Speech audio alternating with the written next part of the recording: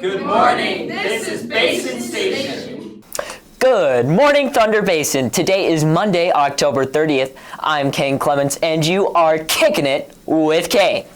The TBHS Fall Musical will be The Sound of Music. The audition day will be either November 6th or 7th from 3:30 to 6 p.m. in the auditorium. However, you only need to attend one of the dates. Please go see Miss Garcia in the choir room, room 11, to get an audition form before you show up for your audition. There will be a mandatory meeting for any girls interested in playing girls basketball tomorrow morning at 7:15 in room 424. Halloween is tomorrow. Unfortunately, I can't go trick-or-treating this year, but let's see what others' Halloween plans are on this week's feature. What you know about rolling down in the deep? When your brain goes numb, you can call that mental freeze. When these people talk too much. I am going trick-or-treating this year, and I am dressing up, and I'm gonna be a Ninja Turtle. And my favorite costume has to be a butterfly. I'm gonna be dressing up as Tigger, and my favorite Halloween costume is probably the Grim Reaper. Hi, I am not going trick-or-treating. I'm too old for that. I'm probably not dressing up for Halloween, and my favorite costume when I was a kid was a Raggedy Ann costume my mom made me. So unfortunately, I'm not going trick-or-treating this year, but in my opinion, the best costumes of all time is something that Liberace would have worn, or what Evel Knievel wore when he was jumping the big old canyon. I'm not going to be trick-or-treating this year, but instead I'm going to dress up as either like something really scary or like a bush to scare kids, so I can like take their candy. The coolest costume I've seen was someone dressed up as like an actual transformer with stilts and everything, and it transformed and moved. It was really cool. And then I might dress up as Cody from Surf's Up, just so I can be a penguin, or I'm gonna dress up as like a bush to, get candy, because I don't like knocking at people's doors. Yes, I am trick-or-treating with my kids. No, I do not dress up. And my favorite Halloween costume was a Cabbage Patch doll that my mom made me. So I'm not going trick-or-treating this year, but also for Halloween I am dressing up for my work. I am going to be Wolverine. And my favorite costume over time, for 1 year, second grade, I dressed up as like Papa Smurf, so I thought that was pretty funny. I thought that was a good costume. Okay, this year I'm not going to trick-or-treat because I'm working at Haunted House. I'm going to dress up because I'm working at Haunted House. And my favorite Halloween costume was probably being Jackie Kennedy with one of my friends. Hi, I am going trick-or-treating this year. I am dressing up as a killer clown. My favorite Halloween costume would be Pocahontas. I will be trick-or-treating. I am dressing up as a witch, and my favorite Halloween costume is Freddy Krueger. The Bolts Bucks store is open! Go cash in those Bolt Bucks Tuesdays and Thursdays at lunch or Wednesday before school. And if you have a teacher you think is awesome and would like to nominate them for Staff Spark of the Week, use this QR code. And teachers, if you have a student you think is so awesome, they have to be Spark of the Week. Make sure you fill out the form that Miss Grover sent to you. And now a seamless transition into this week's Sparks.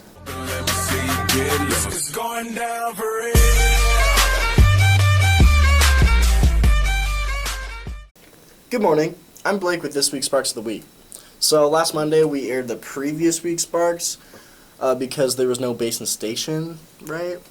So since we wanted to make sure everyone was recognized, last week's Sparks were included in this week.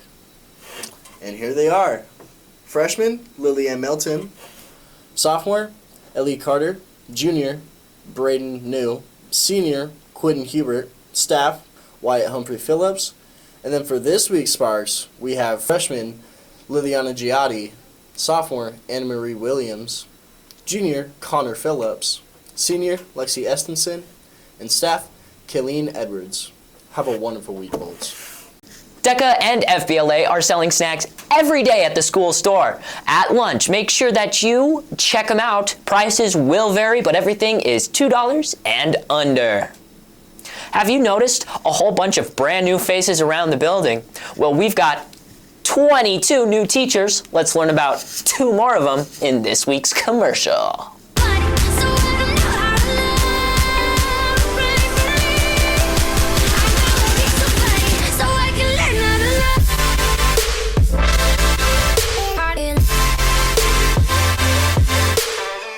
Hello, I'm Mr. Lamb. I'm the math interventionist, and one interesting thing about myself is I used to be a beekeeper before I got this job. And then if I were a superhero, what superpower would I have?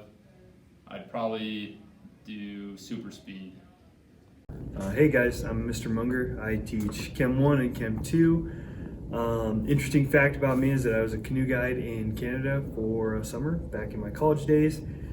Something weird about me is that I own 3 sewing machines, and if I was a superhero, my superpower would be teleportation, and most of that's just because I want to be able to go home and see my parents whenever I want. So that's me. Seniors, your senior pictures are due tomorrow. Make sure that you send them to sgrover@ccsd1schools.net or boltjournalism@gmail.com to make sure that they're included in the yearbook. If you have any questions or concerns, head to room 365 to talk with Miss Grover herself. And now, it seems like the wind is blowing in Page with this week's weather.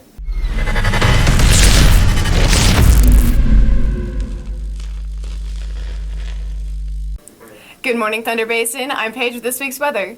What can you catch from a vampire in the winter? Frostbite. Yeah!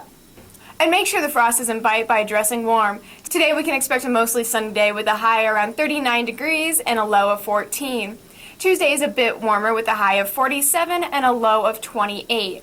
Watch that frostbite while you're out trick-or-treating. Wednesday will be about the same with a high of 48 degrees and a low of 28. Thursday we can expect a sweater weather day with the high being 54 and the low of 37. On Friday it will still be about 53 degrees with an overnight low around 32.